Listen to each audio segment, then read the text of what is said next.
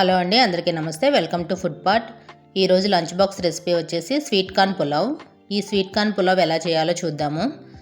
ముందుగా stove on చేసుకుని గిన్నె పెట్టుకుని అందులో 2 స్పూన్స్ ఆయిల్ వేసుకోవాలి. ఆయిల్ హీట్ అయిన తర్వాత ఇందులో మసాలా దినుసులు, బిర్యానీ ఆకు వేసి ఇవి వేగిన తర్వాత ఇందులో సన్నగా కట్ చేసుకున్న ఉల్లిపాయ, పచ్చిమిర్చి ముక్కలు వేసుకుని 1 నిమిషం వేయించుకోవాలి. ఇవి వేగిన తర్వాత ఇందులో 1 స్పూన్ అల్లం వెల్లుల్లి పేస్ట్ కూడా వేసుకుని వేయించాలి.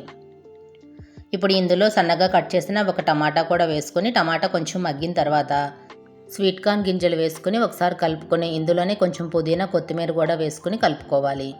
ఇప్పుడు ఇందులో ముందుగా నానబెట్టుకున్న బియ్యాన్ని వాటర్ లేకుండా వేసుకోవాలి. వేసుకుని ఒకసారి కలుపుకొని టేస్ట్కి సరిపడా సాల్ట్, 1/2 స్పూన్ గరం మసాలా కూడా ఇందులోనే వేసుకోవాలి. ఈ రైస్ అంతా బాగా కలిపిన తర్వాత ఇందులో వాటర్ పోసుకోవాలి. వాటర్ 1 గ్లాసు బియ్యానికి 2 గ్లాసుల చొప్పున తీసుకోవాలి. వాటర్ పోసిన తర్వాత ఒకసారి బాగా కలుపుకొని మూత పెట్టుకుని ఈ రైస్ని ఉడికించుకోవాలి. అంతేనండి, ఎంతో టేస్టీ అయిన స్వీట్ కార్న్ రైస్ రెడీ అయింది. పిల్లలైతే చాలా ఇష్టంగా తింటారండి. మీరు కూడా ఒకసారి ఇలా ట్రై చేయండి.